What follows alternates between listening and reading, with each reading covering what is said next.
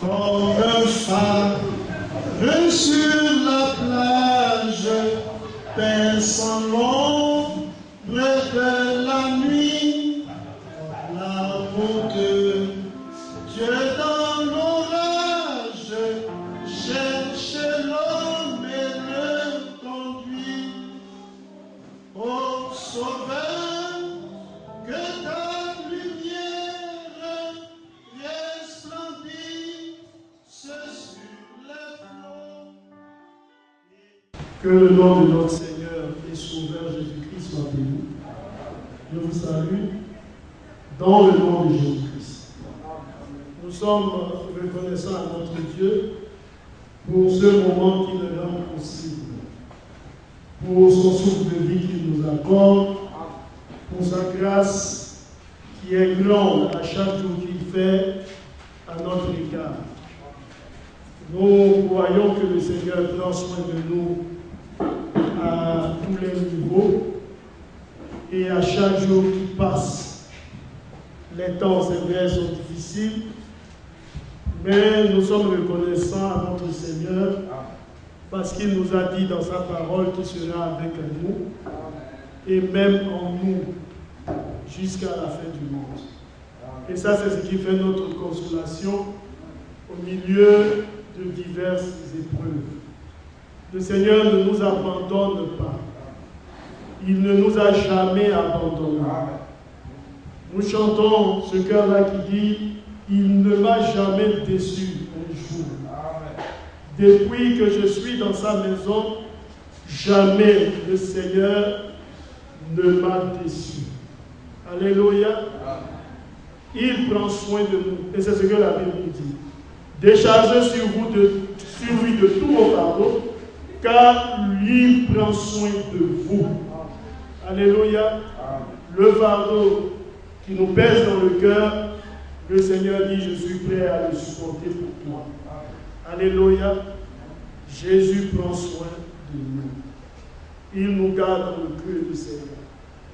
Regardez qu'avec Israël, le Seigneur dit qu'il a transporté le peuple d'Israël sur ses ailes à lui. Alléluia. Depuis le pays d'Égypte, pour le conduire jusqu'au pays de Canaan. Il a porté sur ses ailes. Alléluia. C'est pourquoi il a dit, je crois avec Moïse dans les prophètes, il a dit qu'il est l'aigle Jéhovah. Alléluia. Comme l'aigle prend son envol et couvre ses petits, ainsi de suite. C'est ainsi que le Seigneur a fait avec le peuple d'Israël et c'est ainsi qu'il fait avec nous. Et la promesse de Ésaïe 40 nous dit que ceux qui se confient en l'Éternel voient leur force se renouveler comme ceux de l'aigle. Et il a dit que si nous marchons ou que nous courons, nous ne nous lasserons point et nous ne serons pas fatigués parce qu'il se chargera de renouveler nos forces. Que donc son nom soit loué et que son nom soit béni. Nous allons prendre nos Bibles et nous allons lire quelque chose dans le livre de Matthieu.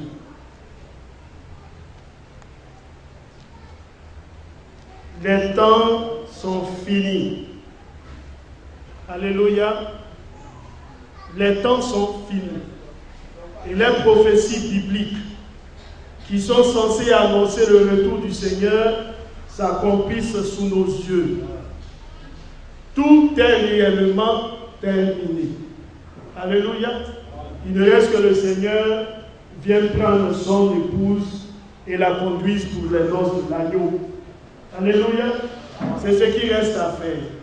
Les temps sont finis. Même par la même occasion où les temps sont finis, ce qui est dommage et regrettable, c'est que les hommes aussi font de très grands projets sur la terre comme s'ils vivaient des millénaires encore sur cette terre-là avant que Jésus ne revienne. C'est vrai qu'il faut faire des projets, mais il faut savoir que Jésus revient.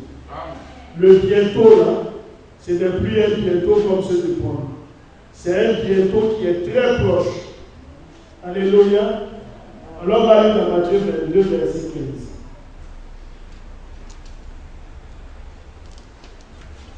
Verset 15 à 16.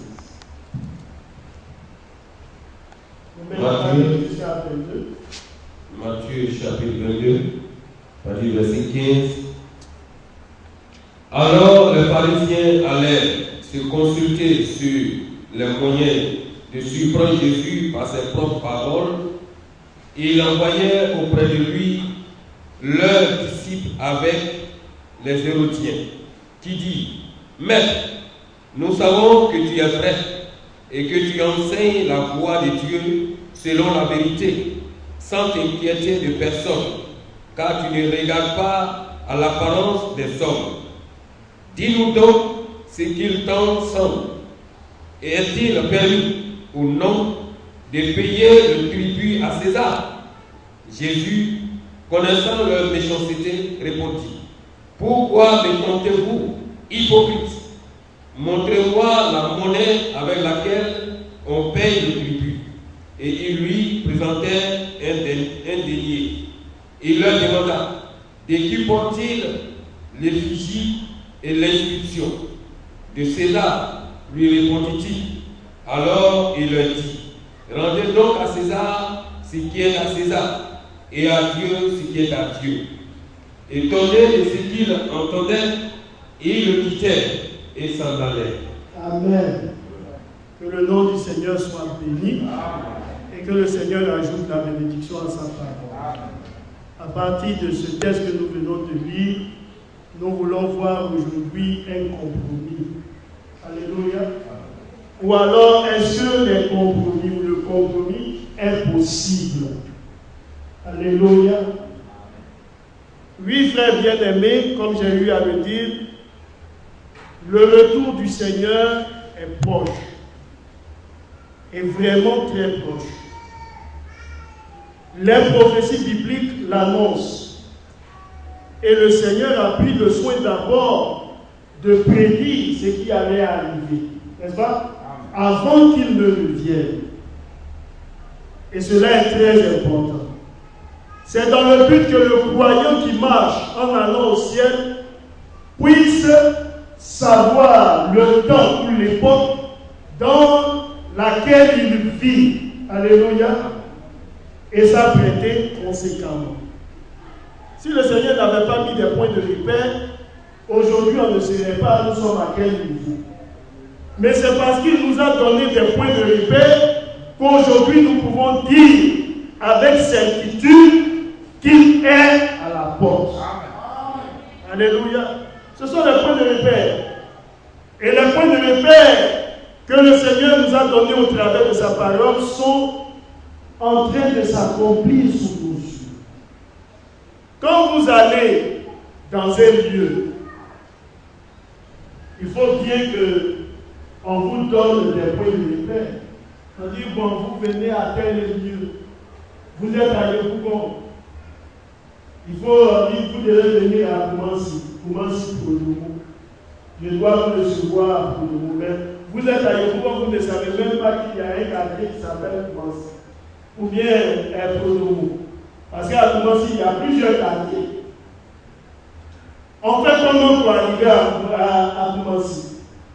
Alléluia. Il faut bien qu'on vous dise comment. Quand tu prends le bus, tu descends où?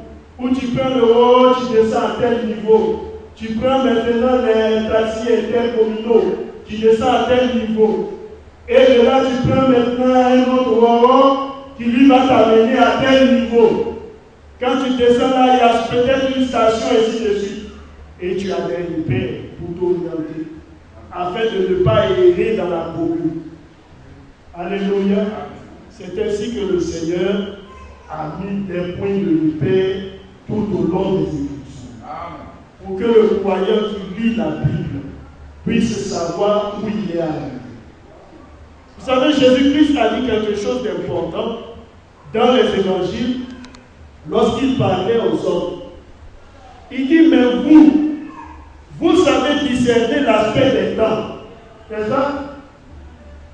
Vous connaissez toutes ces choses-là et on n'a pas besoin de vous apprendre. Quand le ciel paraît bien rouge sombre, vous dites, oh, aujourd'hui il va pleuvoir. C'est pas ça? Quand c'est tel, vous voyez l'aspect, on dit qu'il fera beau temps. Mais le Seigneur a dit, mais ne savez pas discerner le temps dans lequel vous vivez. Alléluia. Pour les choses de la terre, les hommes avaient une connaissance vraiment formidable. Mais pour ce qui était en relation avec leur salut, ils étaient dans l'ignorance totale. Alléluia. Et notre Seigneur l'a déployé.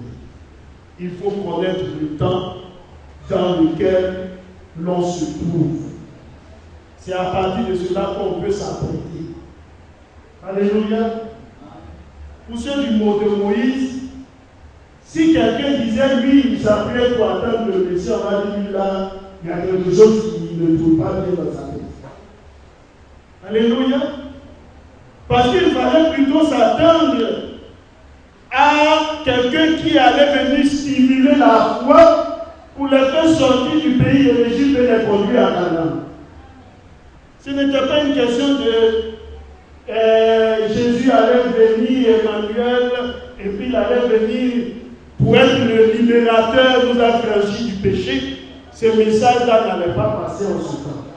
Parce que ce n'était pas pour ce temps. Alléluia. Au temps de Moïse, on ne pouvait pas venir prêcher sur un déluge. Parce que ce temps-là était déjà passé. Alléluia. Tout ce qu'on pouvait s'attendre à dire, notre Seigneur a dit par la bouche d'Abraham que sa descendance allait se livrer dans une terre étrangère. C'est pas ça? Aujourd'hui, nous qui sommes quittés de Gozen, du lieu où nous étions, à Canaan, bien sûr, nous sommes venus à Gozen et nous nous sommes retrouvés esclaves. Certainement, quelqu'un doit être suscité pour nous faire sortir de l'esclavage. Et c'était ce qu'ils attendaient. Alléluia. Jusqu'à ce que le Seigneur ait pitié et qu'il exauce la prière. Vous savez, dans l'enseignement sur la vie de Moïse, le prophète a donné un beau message. Alléluia. Le père de Moïse qui priait, et tout le peuple, bien sûr, qui priait. Parce que, comme je l'ai dit une fois, nous qui n'avons pas vécu le temps colonial, on ne sait pas trop bien ce que c'est que le travail forcé, toutes ces choses-là, on lit ça sur papier. On dit l'histoire dit, et puis on avance. C'est pas ça? Mais ceux qui ont vécu en ce temps-là, ils savent très bien ce que c'est que le travail forcé. Et pour ceux qui ont vécu en ce temps-là, quand on dit il y a eu une loi qui a abrogé cela, ah oui, certainement, ces derniers l'ont fêté. Le jour où il y a eu cette annulation de ce travail forcé. Parce que l'homme en lui-même sait ce que c'est que la liberté. Quand il est libre, il est joyeux. Alléluia. Israël était dans l'esclavage. Il priait. Il jeûnait. Et cela a duré combien d'années? 400 ans. C'est pas ça. Jésus, dans le livre de Luc, le chapitre 18, a dit qu'il faut prier et ne jamais se relâcher. Ah, ça, Israël nous donne une bonne leçon. 400 ans. Des hommes ont prié, ils sont morts. L'esclavage est là. D'autres sont venus, ils ont prié, ils sont morts. L'esclavage est là, n'est-ce pas? Si on prend une génération qui dure 40 ans, multiplié 40, vous trouvez combien? C'est combien de générations? 10. Alléluia. 10 générations de 40 ans. Et les gens étaient toujours en train de prier. Seigneur, jusqu'à quand nous allons rester esclaves dans ce pays? Libère-nous. Puis le Seigneur a eu pitié. Il a envoyé Moïse. Afin qu'au travers de ce ministère, les hommes puissent connaître ce que c'est que la liberté. La délivrance. Alléluia. Notre Seigneur ne change pas. Nous devons savoir le temps dans lequel nous nous trouvons et nous apprêter pour aller au ciel. Parce que le ciel est une réalité. Alléluia. Alors dans le livre de Matthieu, le chapitre 22, remarquez que le Seigneur commence par la parabole sur le royaume des cieux en parlant des noces de l'agneau. Il dit le royaume des cieux est semblable à un roi qui fit des noces pour son fils, n'est-ce pas? Le Seigneur veut faire une grande fête et il veut que nous soyons tous du nombre des invités. C'est pourquoi l'invitation aux noces est lancée. Et le Seigneur est tellement bon qu'il a pris le soin de lancer cette invitation-là depuis le temps des apôtres.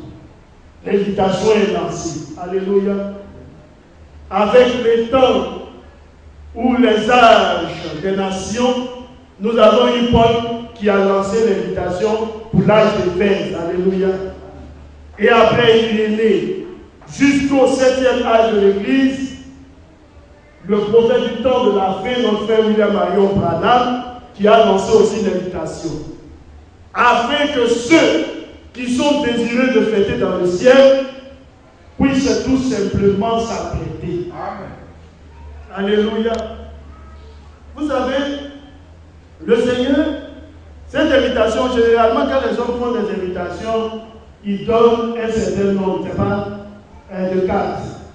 On dit, bon, on évalue, on dit, il y a 300. On fait 300 cartes parce qu'on veut recevoir 300 personnes. Pas plus. Ça peut être moins, mais ça ne peut pas être plus. Le Seigneur, lui, il lance l'invitation. Et dans cette invitation, il dit, vous pouvez venir en grand nombre. Il y a assez de place pour vous. Amen. C'est pas merveilleux ça? Amen. Alléluia. Ça c'est merveilleux. Vous savez, quand je lisais même les Écritures, je dis dans le livre de l'Apocalypse, la dimension de la cité,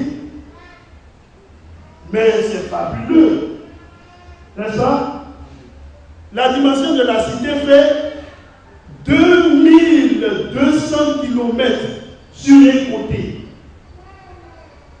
Alléluia. 2200 km sur un côté. Et les 4 côtés sont des côtés égaux. Alléluia. Et quand le prophète parlait de cela, il dit la dimension de la cité, quand vous calculez bien sûr, pour connaître la superficie, cela vaut la moitié des États-Unis. Alléluia. Parce que quand vous allez calculer, vous allez voir que ça fait 4 800 et quelques kilomètres carrés. C'est cet espace-là, cette dimension-là que le Seigneur réserve en lui-même, c'est l'argent de faire les bâtisses pour recevoir ses invités de marque. Amen. N'est-ce pas? Et puis les invités de marque, ils veulent que toi et moi on puisse faire partie. Amen. Alléluia. C'est pas merveilleux ça? Alléluia. Oui, frère, le Seigneur, il nous aime beaucoup. C'est pourquoi il nous réserve de si bonnes choses. Ce que l'œil n'a pas vu, ce qui n'est jamais monté au cœur d'un homme, Paul nous dit, c'est ce que le Seigneur a réservé à tous ceux-là qui l'aiment. Alléluia. Si nous l'aimons et nous le croyons, nous le craignons, ces choses-là, il nous les donnera. Il nous les a déjà données. Alléluia. Pour le Seigneur, si tu n'es pas dedans, c'est parce que tu n'as pas pris. Mais sinon, sa main là, c'est comme quelqu'un qui détient un objet et puis dit tiens. Tout ce que tu as à faire, c'est de tendre la main pour prendre. Si ce n'est pas dans ta main, c'est parce que tu as refusé de prendre. Sinon, lui, il a tendu la main, il t'a donné. Alléluia. Oui, bien aimé. Mais la Bible nous dit, les différents invités ont commencé à donner, vous voyez, des prétextes, et puis ils se sont soustraits à l'invitation, n'est-ce pas? Et la Bible, quand vous remarquez, vous verrez que les gens n'ont pas tenu compte du Messie lui-même. Parce qu'à la fin, c'est l'héritage du Seigneur lui-même, les hommes veulent prendre. Il y a, voici l'héritier, on le tue, on prend son héritage et puis on en parle. Alléluia. Notre Seigneur, de la même manière qu'il a été crucifié à Jérusalem, c'est ainsi qu'aujourd'hui, de par notre vie, de par la prédication, les hommes continuent toujours à le crucifier.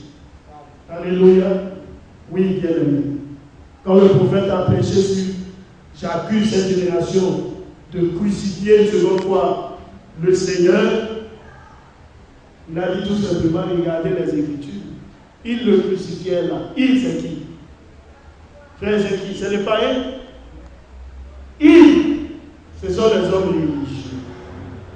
Alléluia. Ça c'est le Seigneur. Alléluia. Les hommes religieux qui crucifient à nouveau le Seigneur Jésus. Ce n'étaient pas les païens, mais c'était les hommes religieux. Ceux qui étaient supposés l'attendre, c'est eux qui le crucifient. Alléluia. Oui, bien aimé. Aujourd'hui, c'est la même chose. Qui le crucifie? On dit les païens ne croient pas, et ainsi de suite. Mais les païens ne croient pas, il dit ce qu'il veut, il continue sa route. Mais l'homme religieux qui dit il attend, c'est lui qui crucifie le Seigneur Jésus-Christ. Alléluia. Alors, la Bible nous dit qu'il y avait un petit regroupement de personnes.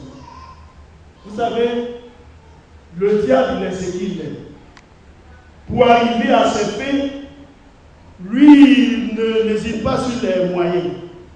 Tout ce qui est bon pour accomplir son projet, lui, il prend. Et puis il fait avec. Du temps du Seigneur, il y avait ce qu'on appelle les Hérodiens.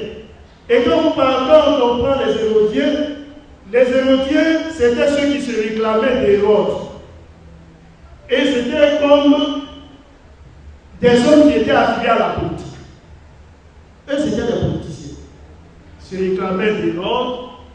Et puis, eux, c'était ça. Aussi longtemps qu'ils mangent avec le pouvoir public, ça passe.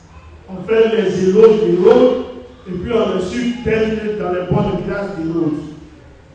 On marche ensemble. Aujourd'hui aussi, il y en a beaucoup. Des petits Hérodiens. Je ne sais pas si aujourd'hui on peut dire Hérode, parce que ce n'est pas Hérode qui est là. Mais à chaque fois qu'un pouvoir politique est suscité, il y a toujours des hommes dans les sillons là qui sont là pour faire les éloges. Oui, les esprits de leur part. C'est la même chose. Alors il y avait les Hérodiens et ils étaient là avec leur histoire de politique qu'il ne faut pas tabousser. Des fervents partisans d'Hérode. Alléluia. Et la Bible nous dit, alors les disciples allèrent se consulter, les pharisiens allèrent se consulter sur les moyens de surprendre Jésus par ses propres paroles. Et ils envoyèrent auprès de lui leurs disciples avec les pharisiens. Alléluia. Est-ce que c'est vrai, frère? Le pouvoir politique et le pouvoir religieux qui se sont unis. Ça, c'est ce que la Bible dit. Les Hérodiens, et ce sont les pharisiens, c'est eux qui ont pris l'initiative pour aller voir les hommes politiques, et puis ils disent, mais ensemble, il faut qu'on trouve un moyen de surprendre Jésus. On va le piéger. Ah oui. Alléluia. La politique et la religion. Alléluia. Et remarquez que dans le livre d'Apocalypse, la même chose ressort. Parce que quand on prend la grande Babylone de l'Église, avec sa configuration, le Seigneur dit que c'est un État. Alléluia. C'est un État. La bête elle-même était 8e, elle est entre le nombre des 7. C'est un État dans un autre État. Un fonctionnement étatique. N'est-ce pas? Dans les nations, là, pour les échanges, on dit un ambassadeur. Échange entre nation et nation. Là-bas, on dit un nonce. C'est le nonce apostolique. Il fait office d'ambassadeur. En Côte d'Ivoire, ils ont un nonce là. Et c'est lui qui est le doyen du corps diplomatique. Alléluia. Quand on parle des diplomates des ambassadeurs, celui qui parle en leur nom à tous, c'est le nom apostolique. Alléluia. Un petit État, mais très puissant. Alléluia. Très puissant. C'est pourquoi la prophétie a montré la femme, n'est-ce pas? La femme qui chevauche la bête. Alléluia. Et il y a une brochure que j'étais en train de lire avec les citations du prophète, un résumé qui a été donné sur la richesse de l'Église catholique. Le pasteur même lisait ça, je crois, aujourd'hui.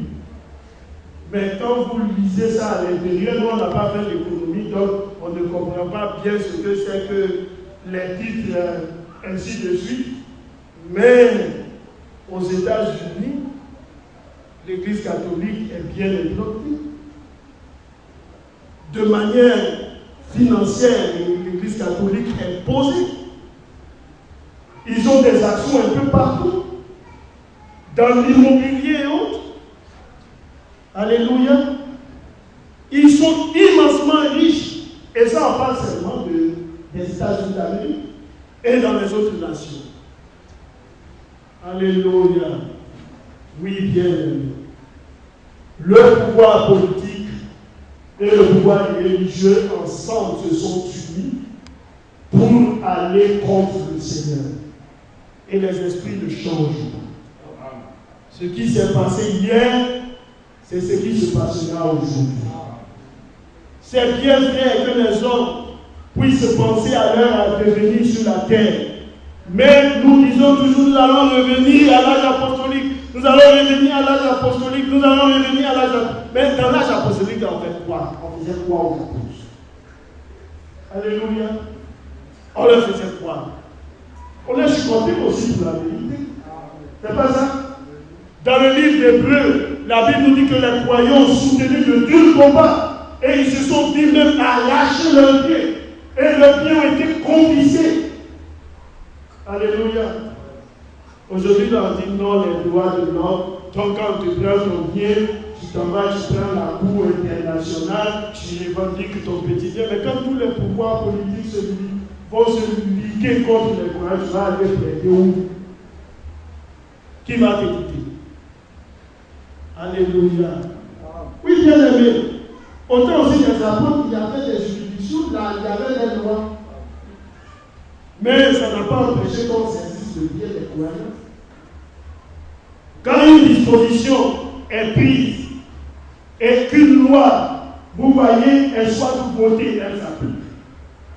Si la loi a dit que toi, tu n'es pas de mon port, donc tout ce que tu as eu dans ta nage, tu vas aller te plaindre tout ça. C'est la loi qui dit, alléluia. Et les hommes, pour, vous voyez, essayer de faire du mal aux hommes, de montrer la douleur aux hommes, de dire la loi c'est la loi. C'est pas ça? La loi est dure, mais la loi c'est la loi. Tu as mal dans le cœur, mais ça veut dire qu'il faut te soumettre. Parce que c'est ce que la loi a dit. Alléluia. Alors les pharisiens ont pris l'initiative d'aller voir les hérodiens pour dire allez, ensemble on va concocter quelque chose, mais c'est vous on envoie d'abord. Allez-y. Alléluia. Et les hérodiens sont allés. Mais, maître, nous savons que tu es vrai. Alléluia. Et c'est comme ça qu'ils ont commencé. Et ça, c'est l'esprit de duplicité. Ce que la bouche a dit, ce n'est pas ce que le cœur pense. Alléluia. On dit, bien-aimé frère, il est racheté par le Saint du Seigneur, je t'aime de l'amour du Seigneur. Mais quand il est avec quelqu'un d'autre là-bas, c'est lui qui parle mal de toi. Mais quand il te voit, il suit. Tu vois les lèvres vous voyez, qui commencent à s'ouvrir. Toutes les dents sortent. Tu dis ça, c'est un merveilleux fait, il m'aime trop. Mais si tu sais ce qu'il pense dans ton cœur, tu vas courir. Et c'est comme ça qu'il te dit, maître, nous savons que tu es vrai. Amen. Alléluia, c'est pas ça? Ils n'ont pas dit tu es faux. Hein? Il dit tu es vrai. Tu es vrai, tu n'es pas faux. Nous, on a côtoyé les hommes ici qui se disent croyants religieux. Ils disent ils ont des onctions, ils ont ceci, ils ont cela, on les connaît. Mais toi, on sait que tu es vrai. Ah oui, l'homme, quand il fait des îlots, tu es content.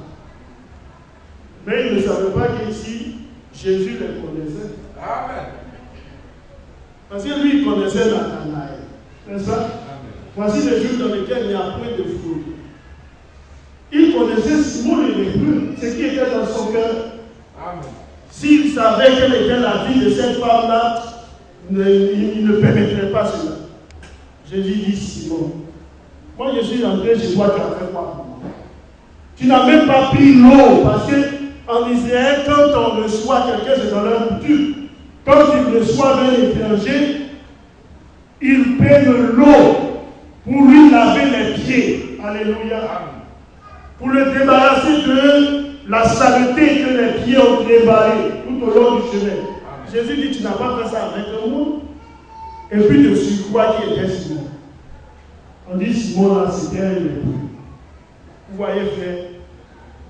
C'est-à-dire qu'en Israël, un homme comme ça, il ne siégeait pas avec les autres. Il était mis en quarantaine.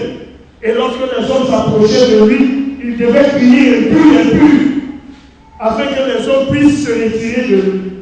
Mais c'est lui qui a été guéri et qui maintenant est en train de juger les autres. Il dit cette femme est de mauvaise vie. Jésus le connaissait. Et Jésus lui a dit ce qui était dans son cœur. Alléluia. Quand les disciples ont commencé à dire qui est le plus grand d'entre nous, Jésus les connaissait. Il savait l'intention de leur cœur. Il dit attendez. Vous voyez le petit enfant qui est là. Si vous ne devenez pas comme eux, vous n'entrez pas. Il les connaissait. Alléluia. Et Jésus connaissait ces Hérodiens qui sont venus vers lui. Si c'est nous les hommes comme ça, on dit tu es un bon frère, et puis en même temps tu dis loué soit le Seigneur et tu baisses la garde. Mais c'est là où on va t'établir. Jésus a dit vous voulez croire au juste. Les atalakou là c'est bon comme les hommes disent. Les éloges là c'est bon. Mais vous êtes venus pourquoi? Parce que si vous êtes venus, il y a un objectif. Il y a quelque chose que vous voulez me dire. Alors il dit, même nous savons que tu es vrai. Ah oui, tu n'es pas faux. Nous on reconnaît ça. Jean-Baptiste a dit, il a vu l'esprit qui est descendu sur lui comme une forme de pomme. Ton ministère est éclatant, épatant. Nous on croit cela. Tu es vrai. Alléluia. Et puis ils disent quoi? Et que tu enseignes la voie de Dieu selon la vérité. Alléluia. Le chemin du Seigneur là, tu le prêches correctement. Ah oui. Jésus dans le livre de Matthieu, chapitre 7, nous a dit quoi? Il a dit la voie là, que les hommes suivent, où il y a beaucoup d'hommes qui en prennent. Jésus dit ça c'est un boulevard. C'est le chemin des faux plaisirs. Plusieurs empruntent cette voie-là. Mais son issue, c'est la mort. Mais le chemin étroit et serré, c'est celui qui mène à la vie. Et il y a peu de personnes qui empruntent ce chemin. Quand Jésus a vu les pharisiens et autres, il leur a tout simplement dit si un aveugle conduit un aveugle, les deux tomberont dans une fosse. Les hommes étaient scandalisés. Les disciples même ont dit au Seigneur, mais sais-tu qu'ils ont été scandalisés par ces paroles? Jésus leur a dit, laissez-les. Ce sont des aveugles conducteurs d'aveugles. Et ça, c'était ce que Jésus disait quand il voyait les hommes. Alléluia. Il leur parlait avec un langage franc et un langage direct. Quand on dit Jésus, les pharisiens n'étaient pas contre le Seigneur, étaient contre le Seigneur, ils cherchaient à le faire mourir, et ainsi de suite. Mais quand Jésus prêchait, c'était des choses qui étaient dures pour eux. Tout le système était dévoilé. Alléluia. Le Seigneur dit, mais vous les pharisiens, vous aimez les honneurs. Ça fait mal. Alléluia.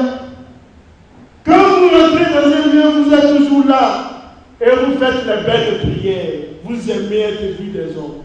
Mais moi, je dis, vous êtes des tombeaux blanches. Amen.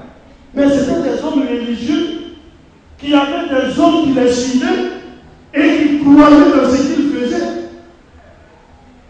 Mais ça n'empêchait pas le Seigneur de dire ce qu'il pensait et ce qui était juste et vrai. Amen. Alléluia. Et c'est comme ça que Jésus prêche. Et c'est ça là qu'aujourd'hui on appelle bonne nouvelle. Ah oui, ça c'est la bonne nouvelle du royaume. Alléluia. Il avait un langage franc et un langage direct. C'est ce qui a fait qu'il a eu des ennemis un peu partout. On dit Jésus a multiplié le pain. Mais quand Jésus multipliait le pain, là, tout le monde disait il est bon. C'est pas ça? Amen. Quand il multipliait le pain, là, les hommes venaient pour manger. Et là, ils étaient contents. Quand même les pharisiens voulaient aller le toucher, ils disent attention. Tout le peuple dit que lui, il est bien, c'est un prophète. Si on s'en va et puis on le touche, on risque de se faire lapider. Donc on le laisse tranquille. Alléluia. Amen. Mais c'est le même Jésus en Jean 6 qui dit si le vous ne mangez ma chair, ne buvez mon sang, vous n'avez pas la vie en vous. Il avait 12 disciples, n'est-ce pas? Et après les 12, il y en a eu 70 autres.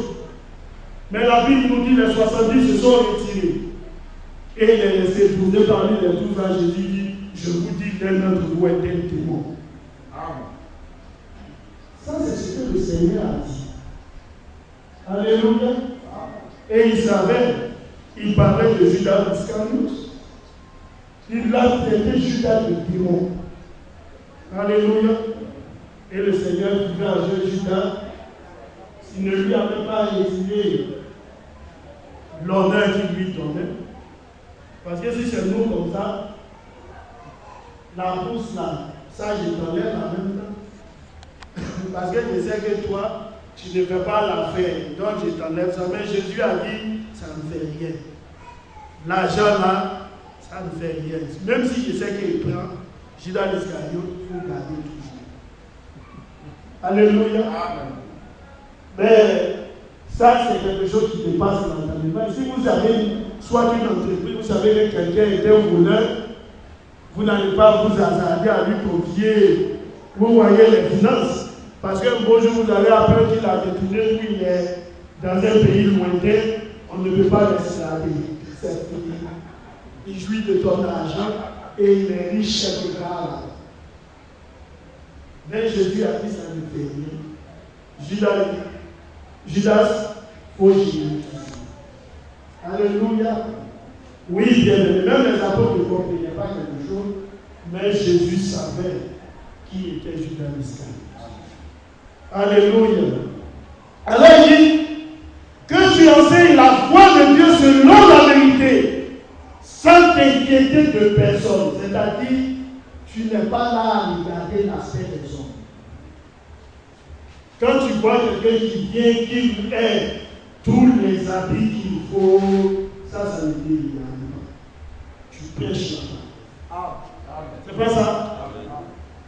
La Bible dit Jésus est entré dans les temples. Ça, c'est pas dans la rue, hein.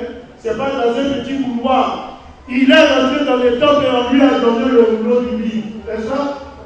Les hommes religieux étaient là. Il y avait certainement des lévites, peut-être même des sacrificateurs. Et puis il a commencé à lire Ésaïe 61. L'Esprit du Seigneur sur moi, parce qu'il m'a envoyé pour annoncer la bonne nouvelle, pour envoyer les captifs et pour proclamer l'année de grâce du Seigneur. Quand il a fini, tout le monde dit mais commentaire là, c'est comment? Parce que c'est commenté, tout le monde a vu qu'il a lu le passage d'Ésaïe. Maintenant, on le regarde et dit quel est son commentaire? Au lieu de faire commentaire, Jésus a pris, il dit ce que j'ai dit là. Ce que j'ai dit tout de suite. Parce que j'ai relaté ce que Esaïe a dit. Ce que je viens de vous dire là, ça s'est accompli. Alléluia. Amen. Mais tous les hommes religieux étaient là. Il dit, ah, certainement celui qui réfléchissait beaucoup, il s'est dit, mais Esaïe a dit quoi? L'Esprit du Seigneur sur moi. Il va annoncer. Donc c'est lui qui est venu accomplir ça. Alléluia. Amen. Mais les hommes étaient scandalisés, pourquoi? Parce que l'homme, il a un fonctionnement charnel. L'homme qui n'est pas régénéré, bien sûr. Ils ont regardé, ils se sont dit quoi? Si nous prenons la naissance même de cet homme sacré pour Dieu, parce que nous tous on connaît Marie. Marie était fiancée à Joseph. Un beau jour, elle a trouvé enceinte. Mais nous, là, on sait que ce n'est même pas Joseph. Cet enfant-là même, sa filiation-là, il y a un problème. Et puis tout d'un coup, on dit c'est lui, il est le Messie, c'est le Messie. Ça, nous, on ne peut pas accepter. On ne peut pas croire. Alléluia. Même Joseph a eu du mal à croire au début. Il a fallu que l'ange vienne lui dire ne crains pas de prendre avec toi Marie, ta femme. Car l'enfant qu'elle a conçu vient du Saint-Esprit. C'est ce qui a créé le déblocage dans l'esprit de Joseph. Frère, même si c'est nous qui sommes là aujourd'hui, là, on va douter. Alléluia. On va douter. Comment ma femme, ma chérie, que je veux prendre pour mettre dans le foyer, je la trouve enceinte. Elle vient me raconter une histoire dormie debout. C'est le Saint-Esprit. Donc, parmi toutes les femmes qui sont sur la terre, c'est quoi Dieu a vu pour mettre en toi le Messie? Frère, on ne va pas croire, à moins que le Seigneur lui-même ne vienne nous convaincre. Amen. Et comme le Seigneur savait ça, ça pouvait le venir convaincre Joseph. Parce que le Seigneur ne pouvait ne rien dire à Joseph. Mais ça allait créer des dommages. Parce que le Seigneur a tellement bien fait les choses qu'il savait que Marie avait besoin d'un homme pour être soutenu et pour être dirigé. Alléluia. Et Joseph lui-même était descendant de Judas, n'est-ce pas? Et lui, remarquez quelqu'un qui devait, si on peut le dire, être sur le trône de David quelque part là-bas, il s'est retrouvé en train de faire des tables et des lits, des buffets, des armoires. Un homme qui devait être à la royauté, qui devait recevoir tous les hommes. Alléluia. Oui, bien-aimé.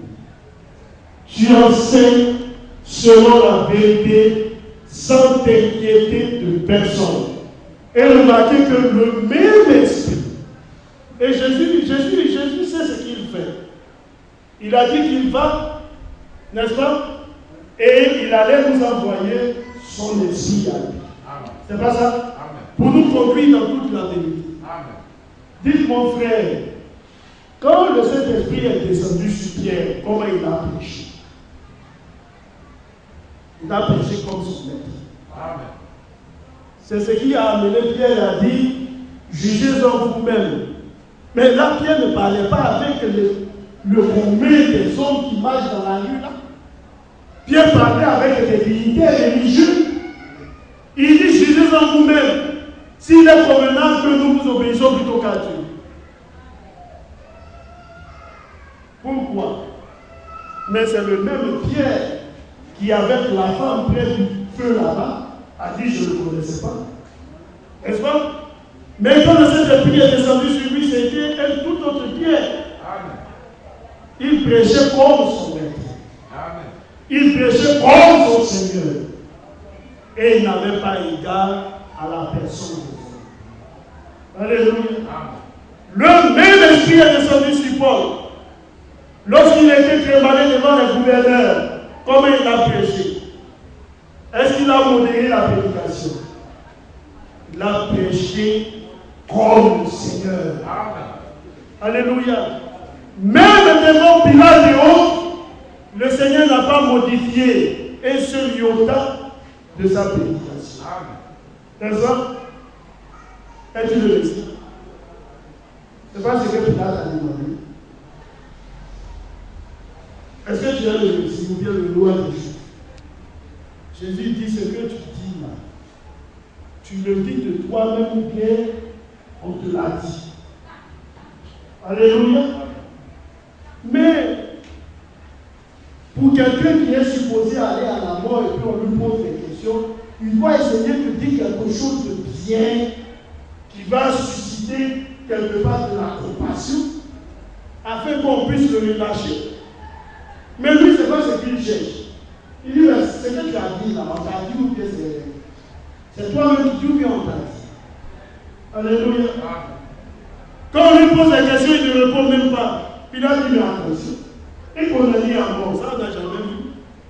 Au lieu de me supplier, il dit rien.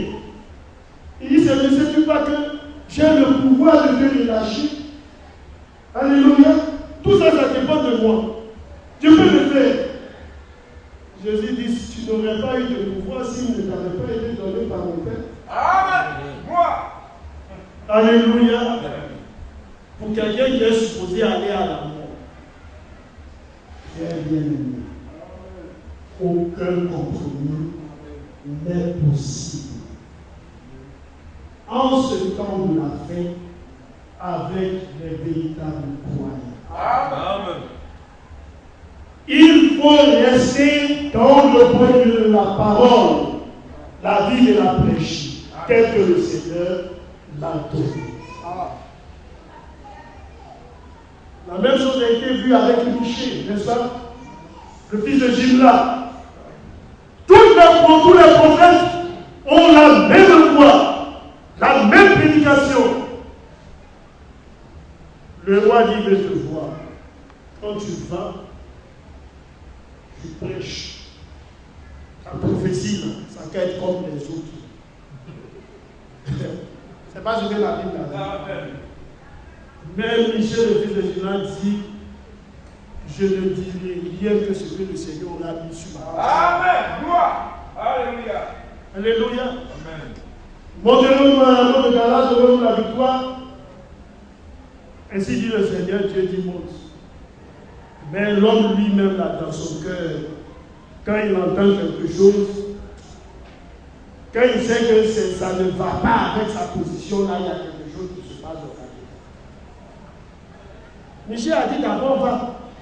Dieu dit tu auras la victoire. Le roi a regardé Michel. Il dit jusqu'à quand te ferai jurer de me dire la vérité. Ah, Michel dit ah bon. Donc toi-même tu sais que ça ne va pas avec toi. Alléluia. Alors Michel dit, j'étais là et j'ai vu le Seigneur. Les anges étaient tout autour de lui. Il dit, qui enverrai pour séduire ce roi? Alléluia. Qui allait envoyer? Je vais laisser à Amen. C'est le combat. Qui enverrai? Tel esprit venait dit, moi j'irai, je ferai ceci. Et puis après, il y a un esprit qui est venu et dit, moi j'irai, je ferai ceci. Et c'était un esprit de mensonge.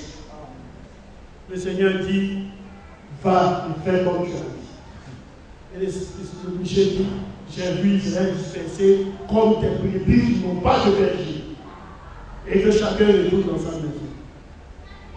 Quand il a regardé, il dit, Josaphat, roi de Juda, est-ce que je t'ai pas dit que lui ne dit rien de bon à mon sujet?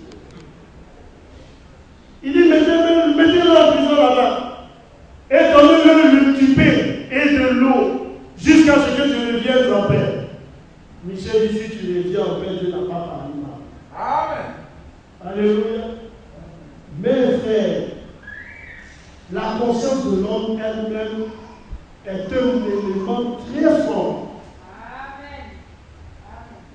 Avant d'aller au combat, Akab dit à Josaphat, parce que vous savez, quand même vous regardez aujourd'hui les films antiques, une fois que le roi, parce qu'avant les rois allaient au combat, quand le roi est atteint, toute la troupe se disperse. Akab dit à Josaphat, toi, tu gardes tes amis, le roi. Et puis lui, il s'est déguisé comme un quelconque citoyen.